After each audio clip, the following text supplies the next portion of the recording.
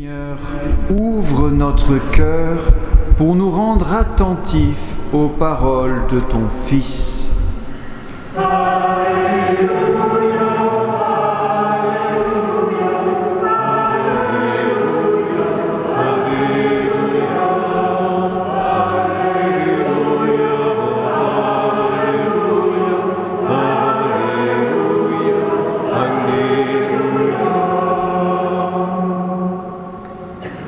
Le Seigneur soit avec vous. Proclamation de l'Évangile selon saint Luc. Gloire à toi, Seigneur. Chaque année, les parents de Jésus se rendaient à Jérusalem pour la fête de la Pâque. Quand il eut 12 ans, ils montèrent en pèlerinage suivant la coutume. À la fin de la fête, comme ils s'en retournaient, le jeune Jésus resta à Jérusalem à l'insu de ses parents. Pensant qu'il était dans le convoi des pèlerins, ils firent une journée de chemin avant de le chercher parmi leurs parents et connaissances. Ne le trouvant pas, ils retournèrent à Jérusalem en continuant à le chercher. C'est au bout de 3 jours qu'ils le trouvèrent dans le temple, assis au milieu des docteurs de la loi. Il les écoutait et leur posait des questions, et tous ceux qui l'entendaient s'extasiaient sur son intelligence et sur ses réponses. En le voyant, ses parents furent frappés d'étonnement. Et sa mère lui dit : « Mon enfant, pourquoi nous as-tu fait cela? Vois comme ton père et moi, nous avons souffert en te cherchant. » Il leur dit : « Comment se fait-il que vous m'ayez cherché? Ne saviez-vous pas qu'il me faut être chez mon père ?» Mais ils ne comprirent pas ce qu'il leur disait. Il descendit avec eux pour se rendre à Nazareth, et il leur était soumis. Sa mère gardait dans son cœur tous ces événements. Quant à Jésus, il grandissait en sagesse, en taille et en grâce, devant Dieu et devant les hommes. Acclamons la parole de Dieu. Louange à toi, Seigneur Jésus.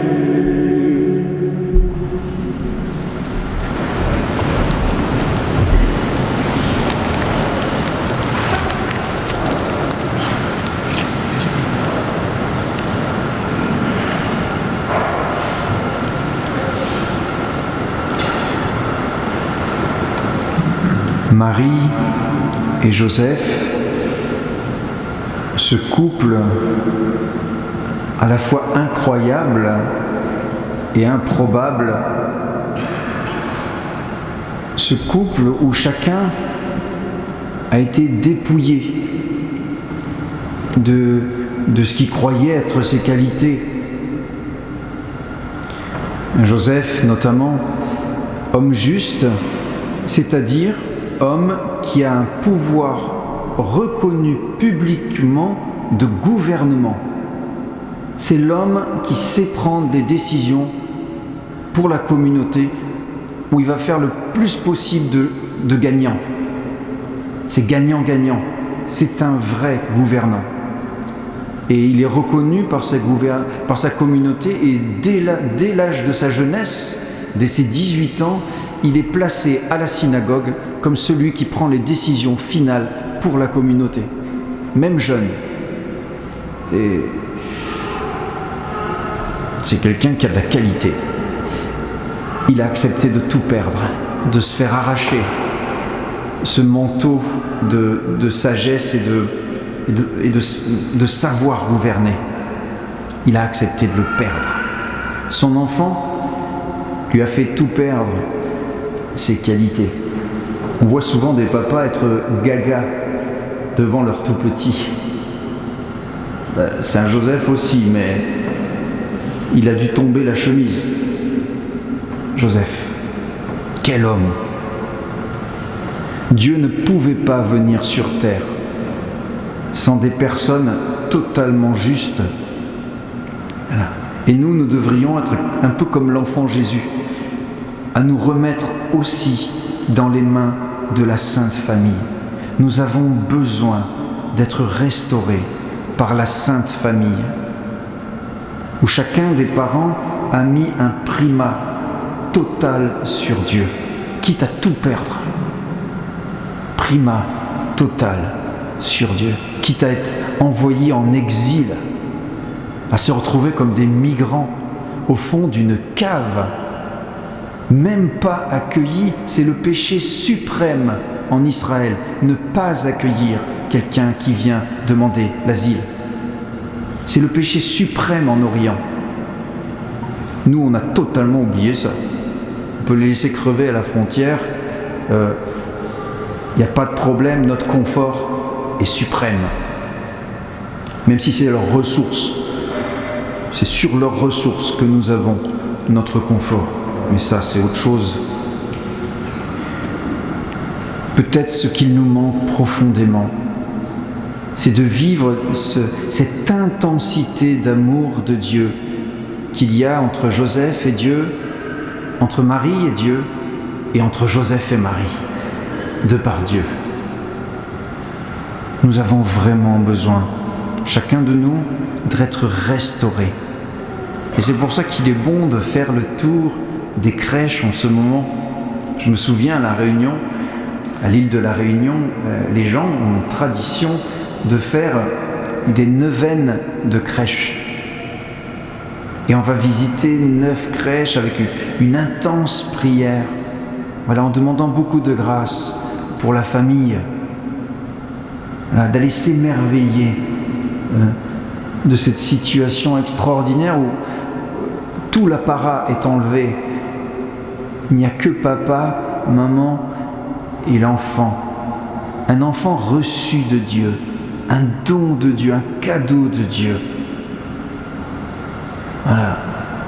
Le cadeau suprême, c'est l'enfant. Celui qui donne raison de vivre, celui qui oriente vers Dieu. Mais il est donné.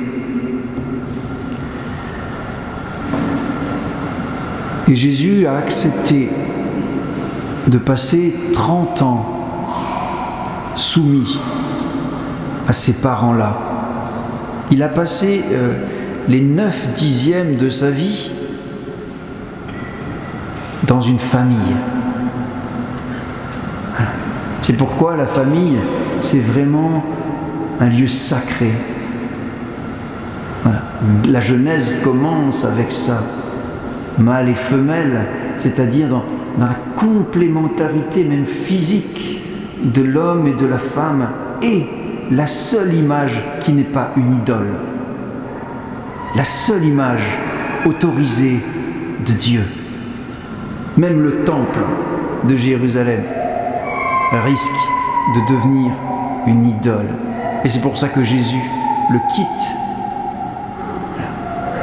L'Église domestique et l'Église véritable, l'Église de 30 années de vie de Jésus, c'est ton foyer, c'est ta famille, c'est là que Jésus veut vivre, c'est là que se vit le culte, c'est là que l'enfant, en regardant le prier, papa, maman, mais surtout mamie, un peu papy aussi, de les voir se tourner vers Dieu.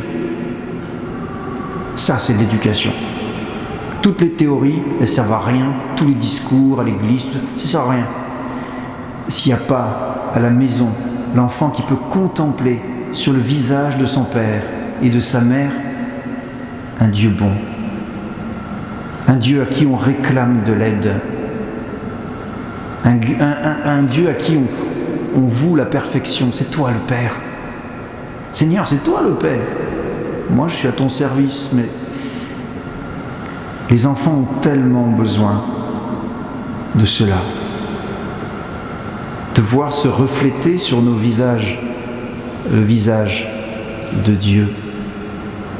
Demandons la grâce au Seigneur de pouvoir déjà le laisser. Seigneur, tourne ton visage vers nous. Jésus a accepté d'être déposé dans une grotte misérable. Et peut-être certains d'entre nous, on peut reconnaître nos propres pauvretés, nos propres misères en famille. Mais c'est là qu'il a voulu venir. Mais il n'a pas voulu venir sans Marie et Joseph. Gardons-les à la maison, prions-les, demandons-leur de nous apaiser. Nous sommes tous des enfants devant eux, tous. Et devant Dieu, évidemment, dont ils sont le reflet parfait. On ne peut pas les confondre avec Dieu. Et pourtant, ils nous en reflètent tellement bien le visage. Alors que la Sainte Famille nous soit bénédiction aujourd'hui. Éloignons tout jugement moral. La perfection de la Sainte Famille n'est pas pour nous écraser, au contraire, elle est pour nous. C'est un don de Dieu pour nous. Accueillons cette Sainte Famille, présentons-lui toutes ces blessures si douloureuses que nous avons pu recevoir en famille, malgré des fois les meilleures intentions. La volonté de faire le mieux possible, ça n'a pas empêché parfois des blessures effroyables. Présentons-les à la Sainte Famille, aux soins de la Vierge Marie, à la protection de Joseph, pour que nous puissions aller de l'avant, nous puissions retrouver cette lumière sur les visages, cette espérance que Dieu est venu parmi nous et a besoin de nous, de chacun de nous. Même si tu as l'impression, peut-être, d'avoir vécu l'échec et de voir trop les problèmes de tes petits-enfants,